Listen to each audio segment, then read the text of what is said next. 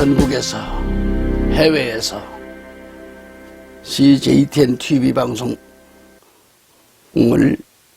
애청해 주신 여러분 진심으로 감사를 드립니다. 피를 가지고 있습니다. 계명을 가지고 있는데 이들은 엄청난 괴로움을 당합니다. 계시록 12장 11절에 보면은 그들이 어린 양의 피와 자기들이 증거한 말로 그를 이겼으니 그들은 죽기까지 자기들의 생명을 사랑하지 아니하였도다라고 했죠. 이 말씀을 볼지라도 엄청난 환란이 있음을 봅니다. 12절에 그러므로 너희 하늘들과 그 안에 거하는 너희는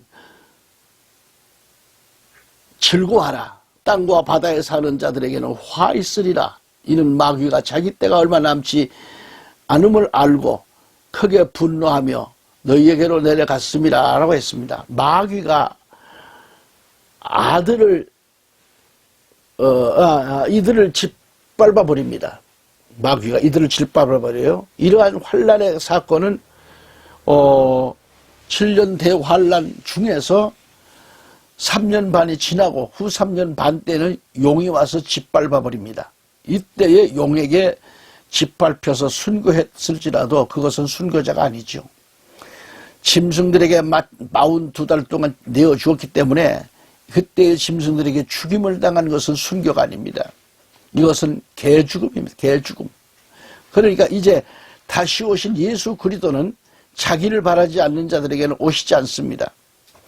우리 주 예수님이 초림으로 오셨을 때는 엄청난 고난뿐이었습니다. 그러나 이제는 초림 예수가 아니십니다. 매맞으시고 고난받으러 오시는 예수님이 아니시다 이 말이죠. 이제는 자기를 바라지 않는 자들에게는 오시지 않습니다. 그래서 재림을 준비치 아니한 자들은 소용이 없다는 것을 알아야 합니다.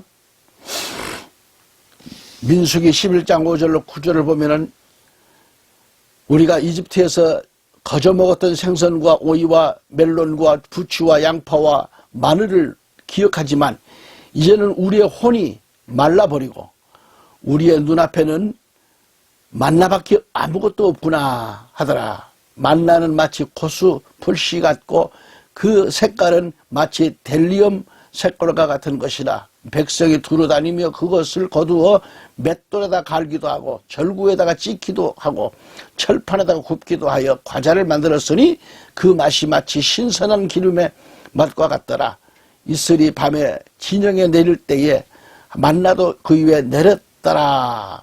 여기 보시면은 6가지의 식물을 그들은 이집트에서 거저 먹었다고 했어요. 그들은 이것을 자랑합니다. 육적인 식물을 먹고도 자랑합니다. 오늘 많은 사람들은 몸을 가누지 못하도록 술을 품마시고는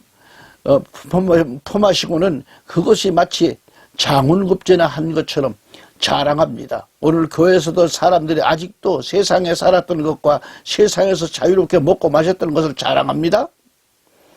민수기 11장 6절에서 뭐라겠어요? 이제는 우리의 혼이란 말은 뭐예요? 정력이란 말이에요. 정력. 혼이 말라버리고 우리의 눈앞에는 만나밖에 아무것도 없구나라고 말합니다. 7절 만나는 마치 고수풀씨는 가시같이 생긴 거죠. 고수풀씨 같고 그 색깔은 마치 델리엄 색깔 같은 것이라고 했어요. 그리고 백성들은 두루 다니며 만나를 거두었다고 했습니다. 출애굽기 16장을 보시면 하늘에서 양식을 비같이 내림으로 그러므로 말미암아 일용할 양식을 날마다 거두었다라고 그랬어요. 그러나 이제 민수기 11장 5절로 8절에서는 백성이 두루 다니며 그것을 거두어서 맷돌에다가 갈기도 하고 절구에다가 찢기도 하고 철판에다가 굽기도 하여서 과자를 만들었으니 그 맛이 마치 신선한 기름의 맛과 같더라고 그랬습니다. 이 말씀의 내용을 여러분은 잘 듣고 기억할 수 있기를 바랍니다. 여기서 만나가 당하는 고난을 생각할 수 있기를 바랍니다. 마지막 때가 되면 아무 데서나 만나가 있는 게 아니고요. 두루 다녀야 만나를 거둘 수 있다는 것을 주목하시기 바랍니다. 그리고 만나를 그냥 먹었던 것이 아니라 맷돌에다가 갈기도 하고 절구에다가 찢기도 하고 그리고 만나를 철판에다가 굽기도 해서 과자를 만들었으니까 그 맛이 마치 신선한 기름의 맛과 같더라고 했죠. 첫째로 뭘 말합니까? 첫째는 만나를 거두어 맷돌에다 갈았어요. 맷돌에다 갈았다 하는 의미는 뭘까요? 우리 예수님, 우리 주님 예수님이 만나가 되시는데 이것은 예수님이 우리를 위하여 십자가에 죽으신 것을 가리키는 거예요. 두 번째 만나를 절구에다가 찧었다는 것은 뭘 가리키느냐? 절구에다가 만나를 찧었다는 것은 우리 주님이 채찍에 맞으신 것을 가리키고요. 채찍에 맞아 찢기신 예수님을 말합니다. 세 번째 만나를 철판에다가 구웠다고 하는 것은 뭘 말하는? 만나이신 예수님이 무덤에 장사되신 것을 그렇게 의미가 있어요. 그렇게 가리키고 있습니다. 거듭 말해서 만나가 되시는 예수님을 맷돌에 갈고 절구에다가 찢고 철판에다가 구웠더니 과자가 만들어졌다고 그랬으니까요. 그 맛이 마치 신선한 기름의 맛과 같더라고 했습니다. 이는 완전해졌다는 말이죠. 다시 말해서 우리들이 환난을 통과하지 않으면 완전할 수 없습니다. 찢기고 부서지고 맷돌에 갈아지고 철판에 굽어지니 그 맛이 신선한 기름의 맛과 같다라고 했죠. 완전해진 것을 가리키는 거예요. 그렇게 된 것을 우리 예수님께서 받으시고 잡수시는 겁니다. 그러므로 이것을 통과하지 아니한 자들은 잡수시질 않습니다. 찢기고 부서지고 철판에 구워서 과자가 만들어지고 그 맛이 마치 신선한 기름의 맛과 같이 되었을 때 완전해집니다. 은혜. 예? 두 번째 호의가 나타날 때 이 말씀입니다. 그 맛이 마치 신선한 기름의 맛과 같이 된 것은 완전한 맛을 내었다는 것을 의미한다고 이 말입니다. 의미하는 겁니다. 아멘. 결론적으로 말씀을 드립니다. 자, 다 함께 마태복음 3장 10절로 13절까지 보실까요? 또한 이제 도끼가 나무 뿌리에 놓였으니 그러므로 좋은 열매를 맺지 못하는 나무마다 찍혀 불 속에 던져지리라. 나는 정녕 회개시키기 위하여 너희에게 물로 세례를 주거니와 내 뒤에 오시는 분은 나보다 더 능력이 많으시니 나는 그분의 신을 들 만한 자격도 없느니라. 그분은 성령으로 또 불로 너희에게 세례를 주시리라. 그분은 손에 키를 들고 자기의 타작마당을 철저히 정결케 하실 것이며 알곡은 모아서 창고에 들이고 쭉정이는 꺼지지 않는 불에 불태우시리라 라고 하시니라. 그때 예수께서 갈릴리에서로부터 요단강에 있는 요한에게 오셔서 그에게 세례를 받으려 하시더라. 아멘. 여기서 주께서는 열매를 말씀하셨어요. 또한 열매를 맺지 못하는 나무마다 찍혀 불 속에 던져지리라고 하셨습니다. 여기서는 더 이상 경고가 필요치 않습니다. 이제는 찍어다가 불 속에 던져지는 일만 남아있어요. 그리고 나는 정령 회개시키기 위하여 너희에게 물로 세례를 주거니와 내 뒤에 오시는 분은 나보다 더 능력이 많으시니 그랬습니다. 여기서 1차적인 계시는 초림 예수를 말하면서도 더 강한 계시로는 마지막을 말하기도 합니다. 재림 예수를 더 강하게 말씀하고 있습니다. 예수님은 초림 때에 오셔서 나무를 찍어버리지 않으셨습니다.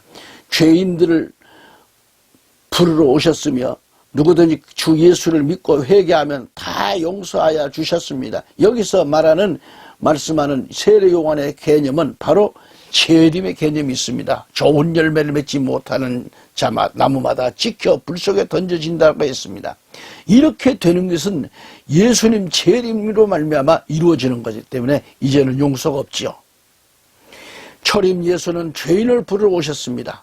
용서하시고 믿게 하시고 오래 참으시고 죄인을 부르시고 계신 예수님이셨지만은 그러나 이제 재림 예수님은 더 이상 놔두지 않으시는 거예요. 좋은 열매를 맺지 못하는 나무는 다 찍어서 불 속에 던져 넣는 심판주로 오십니다. 나는 정녕 회개시키기 위하여 너희에게 물로 세례를 주거니와 내 뒤에 오시는 분은 나보다 능력이 많으시니 하심과 같이 우리는 지금 이렇게 말해야 합니다. 두 증인도 이렇게 증거해야 합니다. 나는 그분의 신을 들 만한 자격도 없느니라. 그분은 성령으로 또 불로 너에게 세례를 주시리라. 그분은 손에 키를 들고 자기의 타작마당 여름 타작마당을 가리킵니다.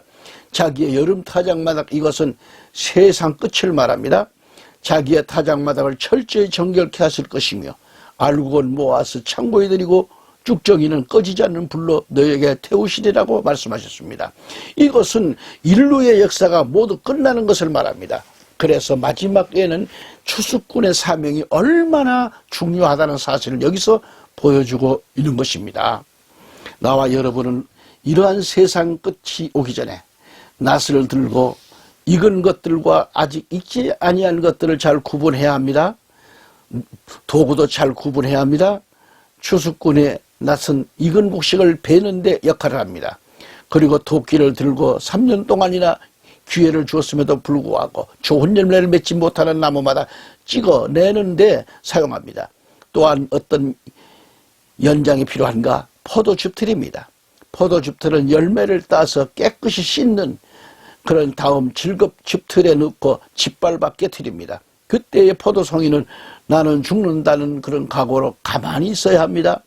만일 이것을 견디기가 어려워서 즙틀 밖으로 뛰쳐나가면 안 됩니다. 즙틀에서 포도는 완전히 깨어지고 부서져서 즙이 나올 때 그 즙을 예수님이 잡수시는 겁니다. 그것을 잡수시기 위하여 우리 예수 그리스도는 오십니다. 포도즙 틀에서 튀쳐나가는 것은 절대 안 됩니다. 환난을 통과치 아니하고는 절대 안 됩니다. 환난을 통과치 아니한 것은 잡수시지 않으십니다. 주님은 안 잡수십니다. 그래서 환난이 없다고 말하는 분들은 보통 문제가 아닐 수 없지요. 그리고 환난이 없다고 말하는 사람은 너무도 어리석은 자들입니다. 마지막 때는 낫을 드려야지 호미로는 안 됩니다. 호미는 은혜시대 때나 쓸 수 있었던 연장입니다. 그래서 호미로는 안 돼요. 호미로는 안 됩니다. 호미는 은혜시대 때에만 필요합니다. 호미로는 흠을 덮어주는 데 사용합니다. 각종 잡초를 제거하는 데도 사용합니다. 주님은 또한 좋은 고기와 나쁜 고기를 비유하셔서 심판하실 것을 말씀했습니다. 마태복음 13장 47절에서 또 천국은 갖가지 종류의 물고기를 모으기 위하여 바다에 던져놓은 그물과 같으니 그물이 가득 차면 세변에 끌어올려 놓고 앉아서 좋은 것은 그릇에 담고 나쁜 것은 내어버리느니라. 세상의 끝에도 그러하리라.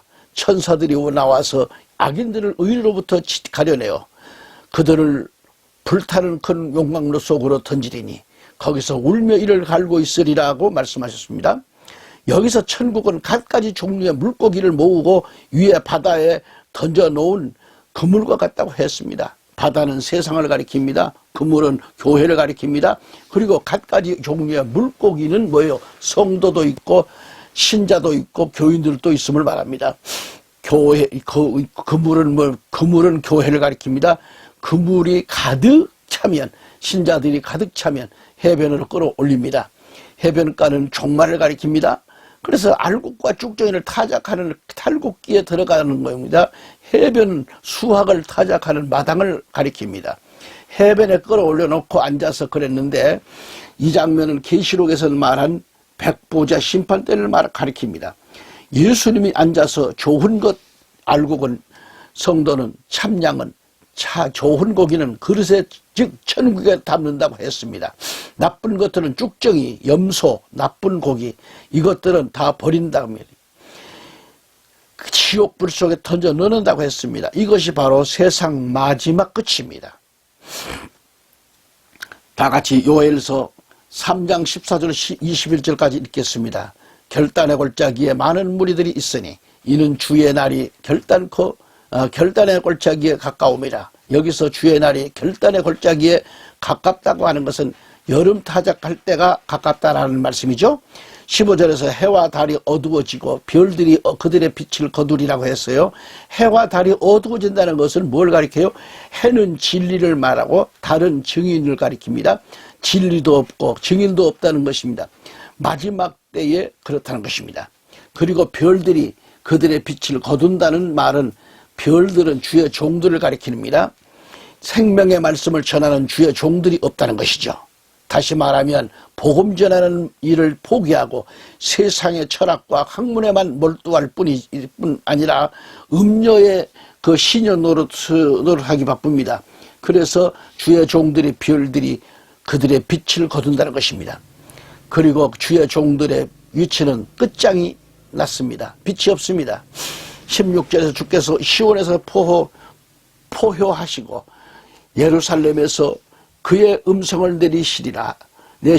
또 하늘들과 땅이 진동하리라. 그러나 주는 그의 백성의 소망과 이스라엘 자손의 힘이 되시리라. 17절에 그러므로 너희는 내가 나의 거룩한 산에서 거하는 주 너의 하나님을 알게 되리니 그때 예루살렘은 거룩하게 될 것이요 다시는 타국인들이 그곳을 통과하지 못하리라 했는데, 여기서 다시는 타국인들이 그곳을 통과하지 못하리라는 말씀은 천년왕국에 들어가지 못하리라는 말씀입니다. 예수 그리스도가 다시 오시면은 다시는 우리를 괴롭힐 자들이 없습니다. 다시는 타국인들이 그곳을 통과하지 못합니다. 예수가 없는 이방인들, 예수가 없는 타국인들, 하나님이 없는 그들, 그리스도밖에 있는 자들은 절대로 그것을 통과하지를 못한다는 것입니다. 꿈도 꾸지 못한다는 얘기죠. 그러므로 우리는 여름 타작마당 탈곡기에 자신있게 들어간다는 것입니다. 성도는 하나님의 말씀과 능력의 권능인 이 탈곡기 속에 들어가야 합니다. 그렇게 할 때 알곡이 나옵니다. 또한 도리깨로 얻어 터지고 태창으로 맞아도 짐승에게 밟혀도 인내로 참아야 합니다. 이를 참지 못하고 뛰쳐나가는 것은 신앙생활에 있어서 실패자죠. 도리깨질을 당할지라도 뛰쳐나가지 말고 그 자리에 그대로 있어야 됩니다. 그렇게 할 때 이 모든 것들을 다 정리하고 의인을 먼저 불러내는 것이 아니라 쭉정이를 먼저 불러내는 거라고 그랬어요. 다시 말하면 이 땅에 휴거 사건이 먼저 일어나는 것이 아니라 쭉정이를 먼저 정리하고 마지막에 남아있는 알곡들만 가져가는 겁니다. 그래서 악인들을 의인으로부터 가려낸다는 것이죠. 가려내서 그들을 불타는 큰 용광로 속으로 던진다고 했습니다. 거기서 울며 이를 갈게 되리라고 했습니다. 악인들을 의인들로부터 가려낸다고 했습니다. 의인들을 악인들로부터 가려낸다는 말씀이 아니라 악인들을 의인들로부터 가려낸다는 이 말씀을 여러분 기억하시기 바랍니다. 그래서 그들은 불타는 큰 용광로 속으로 던져 넣겠다는 말씀입니다. 그곳에서 이를 갈게 된다는 말씀이죠. 이처럼 먼저 잘못된 것들을 가려냅니다. 쭉정이를 먼저 가려냅니다. 그러므로 교회가 환난을 통과하는 겁니다. 그때 잘 참아야 합니다. 그리고 다른 사람들보다 더 좋은 상태는 무엇인가요? 많이 터져야 돼요. 터져야 하는 겁니다. 하고 많이 깨어져야 하고 부서져야 되는 거예요. 완전히 곱은 가루가 되어야 합니다. 성도가 되었을 경우 그렇다는 거죠. 그리고 두 증인이 되었을 때든지 주의 종이 되었을 때는 이것을 잘 관리해야 됩니다. 나 자신도 그렇게 깨어져야 합니다. 여러분, 구약 때의 재물 빵가루가 되어야 하는데 어떻게 빵을 만드는가? 잘 깨지고 고분 가루가 되어야 합니다. 고분 가루는 세미한 음성을 뜻합니다. 완전히 가루가 되었을 때 좋은 반죽이 됩니다. 내가 완전히 깨어져서 고분 가루가 되어야 합니다. 고분 가루가 되어야만이 반죽을 합니다. 기름으로 반죽을 합니다. 즉 성령의 기름으로 반죽을 하는 겁니다. 성령의 기름으로 반죽을 해서 그 다음에 고루고루 안과 밖으로 기름을 바르는 거예요. 밀가루 빵을 만들어서 기름을 안과 밖으로 착 바른 다음 굽습니다. 굽는데 어느 곳에 굽는가? 말씀의 화덕에다 굽는다 이 말이야. 말씀의 화덕에. 구울 때에 한쪽만 타도 안 됩니다. 완과 밖으로 잘 굽어야 돼요. 이렇게 잘 구워진 것만 하나님의 성소에 들이며 잡수소서합니다. 할렐루야. 그러니까 우리 모두가 진짜 좋은 떡이 되기 위해서 그래서는 깨어지고 곱은 가루가 되어야 되는 거죠. 깨어지고 부서지고 절구에 찧어져서 세미하고 곱은 가루가 되어지고 그 다음에 반죽을 잘해서 안과 밖으로 기름을 바른 다음에 철판에 굽는 거죠. 잘 구우면 색깔도 좋고 잡수기도 좋고 고소한 냄새가 나야만이 좋은 과자가 되는 겁니다. 이것은 바로 성도들의 의무라 이 말이야. 의무. 이스라엘 백성들은 고난의 화덕이 잘 구워진 이상적인 백성들입니다. 그러니까 저들이 지금 예수를 거부했기 때문에 문제는 있는 것이지, 저들이 육적인 것은 완벽합니다. 아주 잘 구워졌습니다. 언젠가는 우리 예수님이 다시 오셔서 시온에서 오셔서 저들을 회개시킴으로써 구원할 것입니다. 어쨌든 이스라엘 사람들은 잘 다듬어진 백성들이요. 그토록 피의 역사가 약 2000년 동안 계속해서 환란이요 상하고 찢기고 터지고 가루가 되었지만 그들은 오늘에 이르기까지 잘 견디었습니다. 우리나라가 만일 이렇게 되었더라면 지금쯤 아니 이미 씨도 없을 것입니다. 우리가 일제에게 36년 동안 이름도 빼앗기고 나라도 빼앗기는 것 아시지요? 대제국 로마가 500년 동안 천하를 호령했었지만 500년 만에 씨가 없어졌어요. 씨가 없습니다. 그런데 신기하게 이스라엘은 2000년 동안 살아있다가 있었던 겁니다. 얼마나 잘 구워졌는가. 여러분, 사람이 얼마나 되기 위해서는 많은 시련과 환난을 통과하지 아니하고는 하나님의 이상에 맞는 도구가 될 수가 없지요. 그리고 철판에 잘 구워진 빵도 될 수가 없습니다. 그래서 우리가 빵이 되기 위해서는 내가 빵이 돼야 돼요. 여기 있는 이 정목사도 사실은 깨어지고 바스러지고 곱은 가루가 되어 반죽이 되어서 기름을 바른 다음 엄청난 화덕에 들어가기 타서 굽어진 다음에 맛이 나는 과자가 된 사람 중 한 사람입니다. 한마디로 내가 잘 망한 것입니다. 내가 빵이 잘 된 것입니다. 그것을 우리 예수님께서 잡수시는 것이죠. 빵이 된 자들을 잡수십니다. 우리는 반죽이 되어 기름 바른 고소한 과자가 되어야 합니다. 마지막에 환란의 화덕에 들어가서 잘 익어져야 합니다. 타작마당의 포도즙도 마찬가지입니다. 포도주가 집틀에 들어가서 깨어지고 터지고 이끌어졌을 때 모든 고통과 아픔을 받아야 했을 때 그렇게 해서 집틀에서 즙으로 나온 아픔을 느낀 고유의 맛이 아주 기가 막히게 향이 물씬나는 포도즙이 됩니다. 예수님이 그것을 마시는 겁니다. 그래서 마지막 때는 포도즙의 깊은 맛이 나는 것은 의미가 있어요. 그러므로 마지막 때에 포도주라고 해서 다 먹는 것이 아니라 쓴 포도주나 쓸깃한 포도주나 세상의 포도주는 다 버립니다. 진노의 포도주는 안 됩니다. 아주 고유의 맛이 나는 것, 많이 깨어지고 터지고 세미한 향기로운 것, 그러한 포도즙이 되었을 때 우리 예수 그리스도께서 잡수시는 겁니다. 그러한 빵이 되었을 때만이 잡수십니다. 무엇보다도 사랑하는 여러분께서, 애청자 여러분께서 여름 타작마당에서 성공하는 모두가 되시기를 다시 오실 우리 주 예수 그리스도 이름으로 축원합니다. 할렐루야. 다 같이 기도드립니다. 하나님, 오늘 나에게 여름 타작마당에서 성공시켜 주옵소서. 그리고 좋은 포도즙이 되게 하여 주시옵소서. 내가 세미한 빵이 되기를 바라고 기도드립니다. 깨어지고 또 이 방송을 듣고 있는 모든 애청자들이 이렇게 깨어지고 터지고 부서지는 내가 되게 하여 주옵소서.